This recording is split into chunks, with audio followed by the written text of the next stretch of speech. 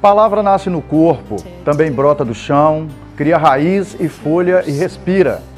Na lama a palavra ganha a antiguidade de pedra. No varal renova porque perde vício de terra. Palavra floresce em precipício, palavra precisa de adubo de passarinho. É com esse belíssimo poema, Palavra, da filósofa e escritora capixaba Viviane Mosé, que começamos essa edição do nosso programa Sim para a Literatura. Vamos compartilhar com vocês as informações sobre apaixonados pela leitura, vindos de várias partes do Brasil, registro de participação de telespectadores, além da dica de leitura e dica de livro. Para a nossa entrevista dessa edição, recebemos a professora e escritora Vilma Freitas, de Linhares, que lança seu terceiro livro, tendo sido contemplada no quesito literatura no edital Lastênio Calmon Júnior, da Secretaria Municipal de Cultura de Linhares, que prestigiou vários projetos em várias áreas da cultura, cujo resultado foi publicado no dia 27 de outubro. Vilma descreve um pouco da sua trajetória como professora e escritora, fala de sua obra literária e destaca vários aspectos sobre a importância da leitura na sua vida. Veja o que ela disse sobre essa questão. Eu comecei desde a época de adolescente, quando eu estudava no estadual, né, porque no estadual a gente tinha, né, falava muito em Machado de Assis, né, professor de português, né, mas só que eu procurei outros tipos de leitura. No começo eu lia muito romances, até história policial, né? Eu sei. Agatha Christie. Depois eu passei a ler muito sobre guerras, né? Segunda Guerra Mundial foi os meus primeiros, o que eu me interessei, né? Porque a gente ia na livraria e comprava aqueles fascículos. Eu sei. Mas, então eu procurei muito esse tipo de leitura, história policial, como por exemplo... Mais aventura, mais né? Aventuras, né? Depois eu passei a ler muito sobre a questão política, né? Sobre ditadura no Brasil, ditadura aqui na América Latina como um todo, que foi uma época assim, que era ditadura nesses países aqui vizinhos do Brasil, eu me interessei muito, né? Então fui vendo essa questão política. Isso me ajudou muito até na parte da educação, né? Como formação crítica como cidadã. Crítica como né? cidadã. E ajudou muito na minha profissão também, né? O momento de ler para os filhos no colo é sempre muito especial.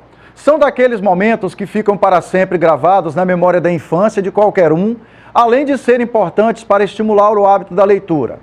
Mas e quando se tem 3 filhos pequenos? O professor de artesanato norte-americano Ray Taylor passou por isso e aproveitou seus dons de artesão para criar uma solução muito criativa. Uma cadeira de balanço com braços que comporta pais e filhos juntinhos para os momentos de leitura. Ele disse o seguinte: eu tinha um problema porque, não tendo um colo grande o suficiente para 3 crianças, isso significa que Raquel, a mais velha, precisava ficar ao lado da cadeira enquanto eu contava história para os outros filhos. Eu não achava isso justo e pensei, bem, eu fabrico cadeira de balanço, eu posso dar um jeito nisso. E dei, conta ele em seu site. Esse caso foi compartilhado recentemente no Facebook pelo professor Ademir Pereira, um grande entusiasta do hábito da leitura, morador de Serra dos Aimorés, no interior de Minas Gerais. Outro caso incrível de dedicação ao incentivo à leitura é o escritor catarinense Jura Arruda, de Joinville. Ele faz uma viagem pelo Brasil com ações de incentivo à leitura. Conhecido por seu trabalho na literatura infanto-juvenil, ele passa por 19 cidades em 10 estados brasileiros, divulgando suas obras literárias no projeto 4 livros à procura de um leitor. As histórias sobre as viagens de um pau de arara pelo interior do Piauí foram as responsáveis por levar o escritor de Joinville a uma jornada até o Nordeste do Brasil. Com o trabalho realizado nessa viagem, o escritor Jura Arruda dá continuidade a uma missão que a carreira na literatura infanto-juvenil o faz promover há alguns anos em Joinville: o contato de jovens como leitores. Em visita às escolas, ele compartilha experiências da vida de escritor e as motivações para ler e escrever, buscando incentivar a paixão pela leitura entre crianças e adolescentes. O mesmo será nas próximas viagens, mas os olhares curiosos virão de estudantes de diferentes cidades brasileiras. O projeto ainda prevê a arrecadação de material escolar para levar a essas escolas, em uma ação que já teve início em Joinville e nas primeiras cidades do roteiro. Quando o trajeto estiver chegando ao fim, ele ainda oferecerá oficinas de criação literária para estudantes de escolas de vários municípios. Que atividade bacana desse escritor, não é mesmo? Nossas saudações. Tudo isso para você, nosso telespectador. Queremos continuar na sua companhia.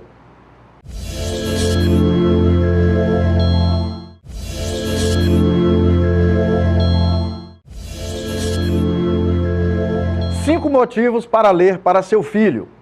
Não é preciso esperar que os pequenos cresçam para montar sua biblioteca e começar a ler.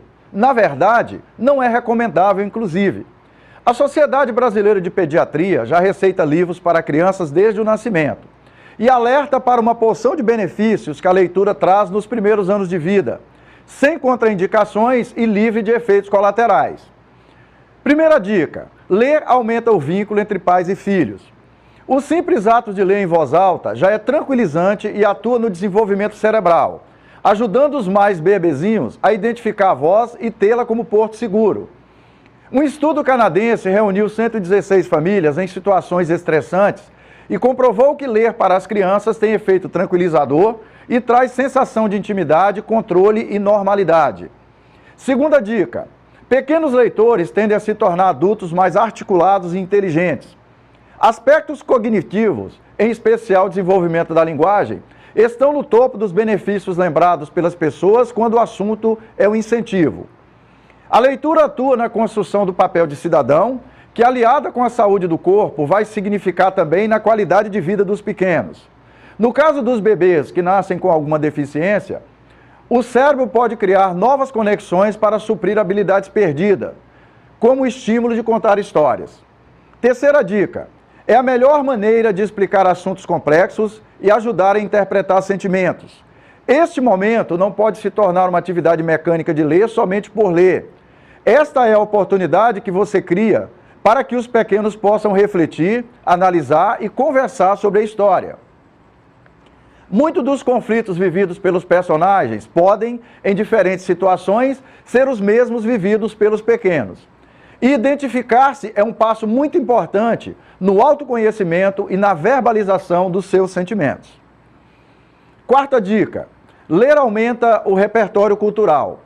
Quem nunca se surpreendeu quando a oratória de um pequeno sobre algo que nem mesmo um adulto diria com a mesma sabedoria? As crianças surpreendem o tempo todo, se mostrando mais inteligentes do que a gente imagina. Mas de onde elas tiram esse conhecimento todo? Do seu repertório cultural. Das coisas que elas veem, escutam, experimentam, descobrem e leem. Das viagens que elas fazem no mundo das histórias, do conteúdo que consomem e das referências que elas têm em casa, na escola e com os amigos. Por isso é importante que você envolva seu filho no que de melhor a leitura compartilhada tem a oferecer a vocês dois. Quinta dica: o que leva uma criança a ler é o exemplo. Essas palavras são da grande escritora brasileira Ana Maria Machado. E ela tem toda a razão. Ler não é talento, é hábito. Por isso é bem menos provável que um pequeno se torne leitor espontaneamente ou somente por influência externa. Então leia também. Ensine o seu filho o prazer de ler. A leitura é importante e benéfica demais para que você deixe somente com a escola o papel de apresentá-la ao seu filho. Permita que o livro faça parte da sua vida. A leitura ela é fundamental para o aprendizado do aluno. Não só para o aluno, mas do indivíduo, né, em si, como cidadão, como pessoa atuante na sociedade. A leitura ela abre novos horizontes, novas percepções na vida do indivíduo. Então, a pessoa que lê, automaticamente, ela busca mais conhecimento, ela tem mais vontade, ela consegue compreender melhor o mundo que está à sua volta. Eu tive o privilégio de crescer numa família que me ensinou a gostar de ler. E por ter escolhido ser professora, a leitura me mostrou o quanto que ela pode contribuir para a construção de um país melhor e principalmente para formar seres humanos melhores. Eu acredito muito no potencial de reflexão que a leitura proporciona a cada pessoa. Isso garantiu-me ser uma pessoa que valoriza a leitura e, principalmente, me deu a ferramenta principal para o meu trabalho de professora e de pedagoga. Aprendi a falar melhor e escrever melhor por meio da leitura. O livro A Resposta, da escritora norte-americana Kathryn Stockett, que faz um retrato dramático das situações vividas pelas mulheres negras, empregadas domésticas nos anos 1960, no estado do Mississippi, nos Estados Unidos, num período em que havia um destaque significativo para a luta dos negros pelos direitos civis. A cidade onde a história acontece é Jackson, no mesmo estado. As famílias brancas da época têm como hábito utilizar as empregadas domésticas, mulheres negras livres, praticamente como faz-tudo em suas casas, inclusive em muitos casos como mães substitutas para seus filhos. Enquanto as donas de casa viviam voltadas para questões ligadas às reuniões e práticas sociais e na busca de um bom partido para relacionamento ou casamento. As empregadas domésticas, apesar da sua grande utilidade, sofrem com as atitudes autoritárias e discriminatórias das suas patroas, que se consideram como seres inferiores, ignorantes e fazem passar por humilhações frequentes. Desde não poder comer com os talheres e pratos que são utilizados pela família branca, até a possibilidade de não utilizarem o mesmo banheiro da casa. A jovem branca Skeeter, que na infância e adolescência foi criada pela adorada empregada doméstica Constantine, retorna para a casa dos pais após completar o curso universitário de jornalismo.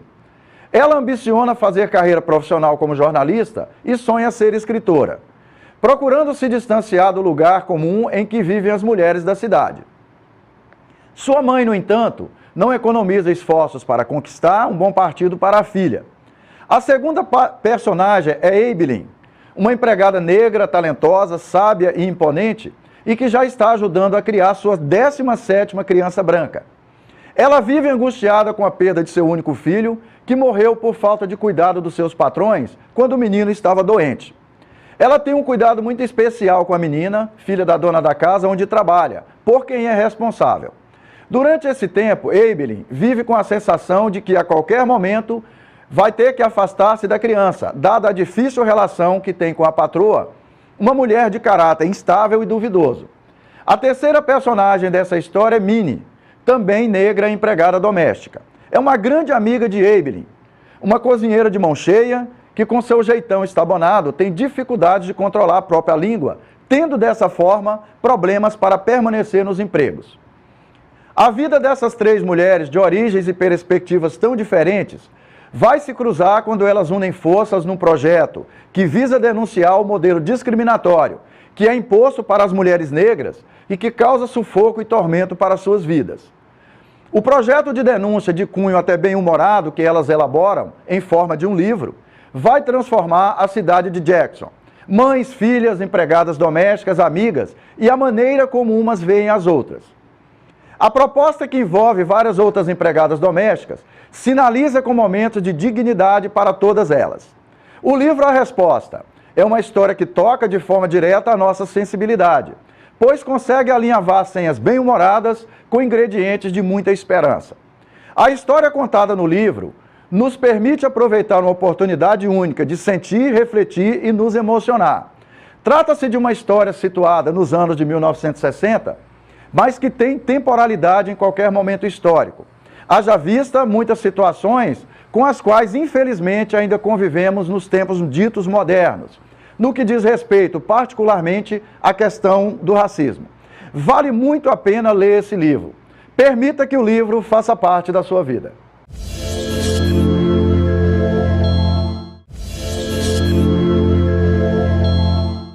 Nessa edição do nosso programa Sim para a Literatura, temos a satisfação de receber a professora e escritora linharense Vilma Freitas.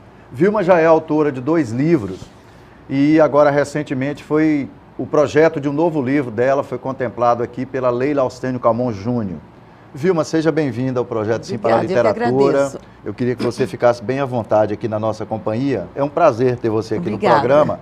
Eu queria que você falasse, Vilma, um pouco da sua trajetória como professora, como escritora.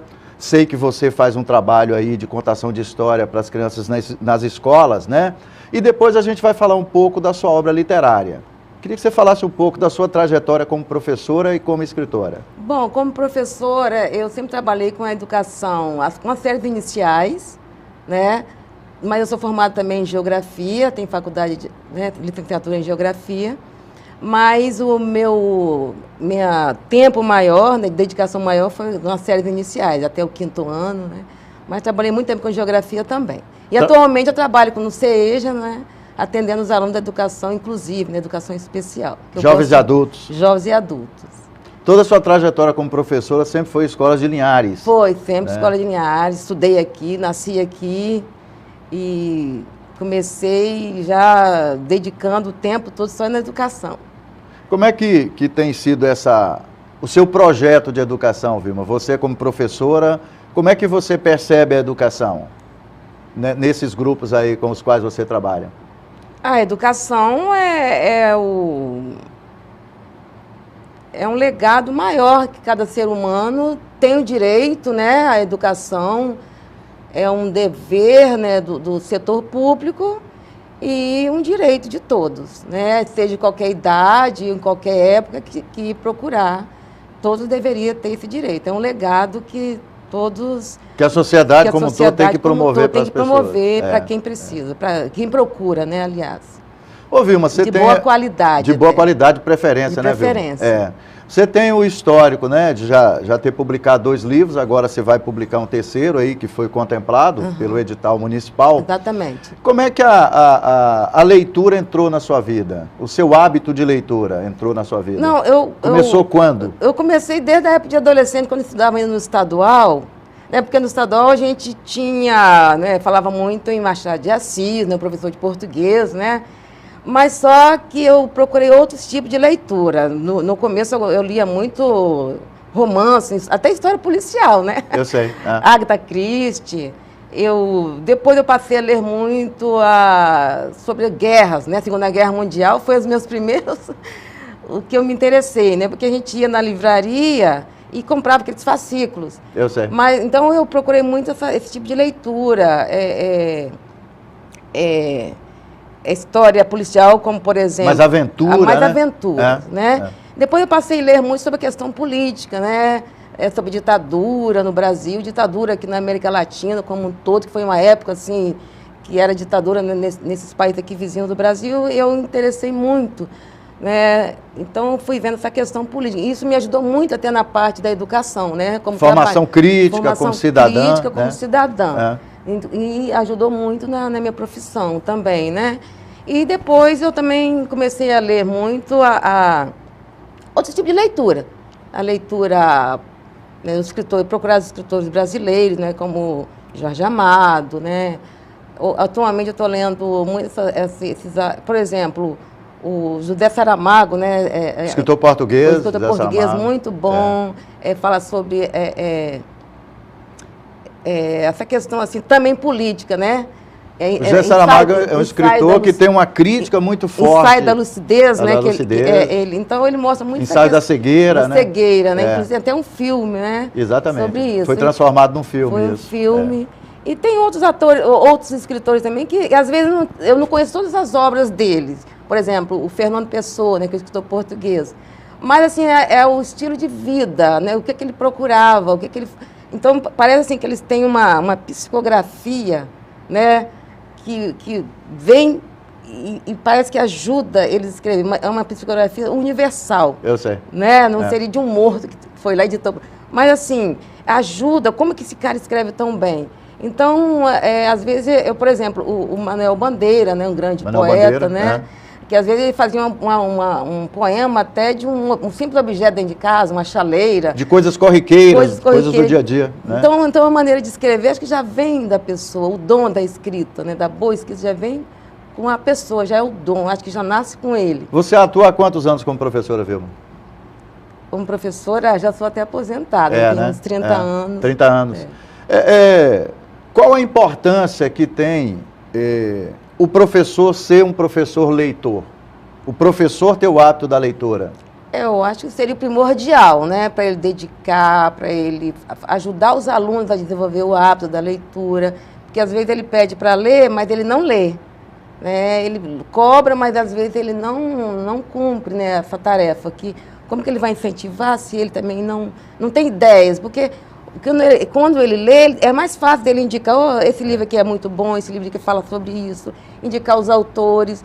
E também é bom a gente colocar também... Falar de livros no dia a dia e falar do autor também, né? Às vezes não é só ler o livro, né? O professor leitor... A biografia também eu acho muito importante. O professor leitor, ele está mais qualificado para formar alunos leitores. Leitores, é isso que você tá falando. Críticos, né? Para poder também modificar o que está à sua volta, fazer uma leitura, né, do que ele vê, tanto para ele também transformar, ajudar a transformar e intervir para melhorar, né, o seu meio onde ele vive, a sua comunidade.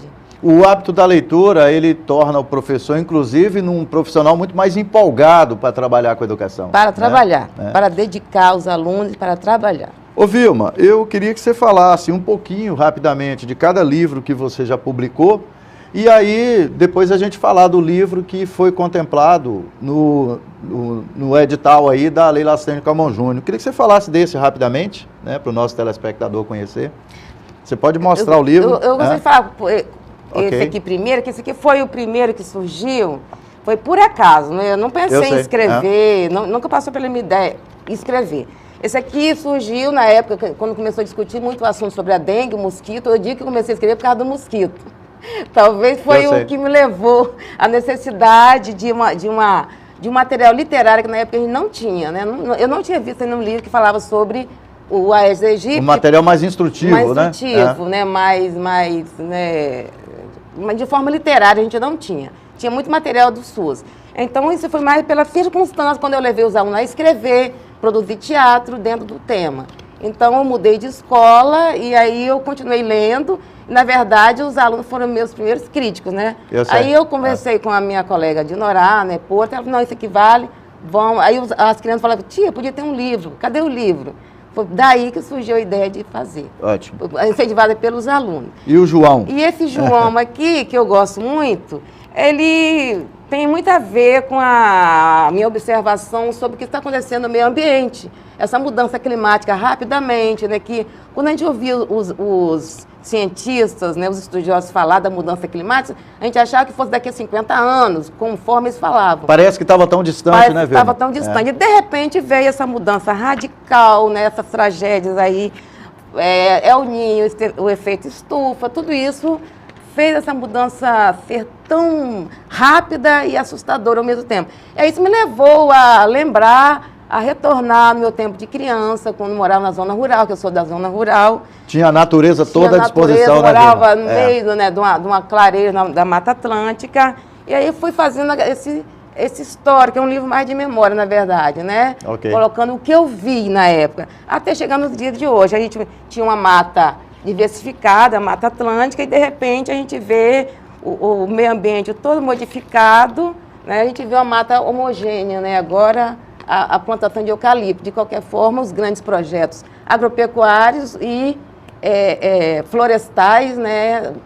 Pelas grandes empresas, a interferir no meio ambiente, a modificar bastante, radicalmente. Aí isso me levou a colocar, porque quando a gente escreve, a gente quer colocar aquilo que nos preocupa, nos incomoda. Talvez tenha sido isso. Eu queria que você, para a gente finalizar esse encontro, né, que você falasse assim de forma breve do livro que você escreveu recentemente e o que o projeto foi contemplado pelo edital da Lei Lastênio Calmon Júnior aqui de Linhares. Verdade. Que o resultado saiu recentemente, né? Fique à vontade, Vilma. Bom, este aqui é especial porque ele diz muito sobre a minha área. O nome é No Reino da Educação. No Reino da Educação. Né? Eu tive assim, muita facilidade para escrever, porque é o que eu vivi como professora, que relata a história de aluno e professor, os diversos tipos de alunos. A gente tem um público, assim, de cada dia um personagem diferente. Então, eu quis colocar essa história, né, colocando a nossa vivência a cada dia dentro de uma escola. Né? Está aqui ainda encadernado dessa forma, mas começa assim, pelo menos só um pedacinho. Há muito tempo, ou melhor, nem tanto tempo assim. em um país bem distante, governado por um rei, o mais bonito entre todos os reinos, onde habitavam as mais belas criaturas. Esse livro é voltado para qual público, Vilma? Para crianças, para jovens, para adolescentes? Tanto faz para o pai que vai ler para o filho, que ele vai identificar que ele também já foi aluno, para as crianças que estão na escola e para ele analisar com ele, enquanto aluno, né? Qual é a atitude dele enquanto aluno, quais as tarefas dele enquanto aluno, quais as responsabilidades, como ele se identifica como aluno, quem é ele, que aluno eu sou. Eu pensei nessa forma, mas de uma forma lúdica, uma forma bem leve e bem poética. Quando ele está na escola, efetivamente, qual é o papel dele ali? É isso que você está, mais ou menos isso? Essa discussão de relacionamento dentro das escolas, né? A relacionamento entre professor e aluno, entre aluno e aluno, a relacionamento dentro da comunidade escolar. Para chamar a atenção dos pais, dos alunos e da comunidade escolar e chamar a atenção também para uma escola de boa qualidade, o que fazer para melhorar a educação. Ótimo. Vilma, assim que o livro estiver pronto, a porta já está aberta para você vir aqui apresentar para o nosso telespectador. Eu quero agradecer a boa vontade que você teve de vir aqui conversar com a gente no programa Sim para a Literatura. Entre em contato com o programa Sim para a Literatura através do e-mail simparaliteratura@gmail.com, que está aqui na nossa tela. Para que você tenha acesso às edições anteriores do programa, você acessa o nosso canal no YouTube, que o endereço também está aqui na nossa tela. Muito obrigado.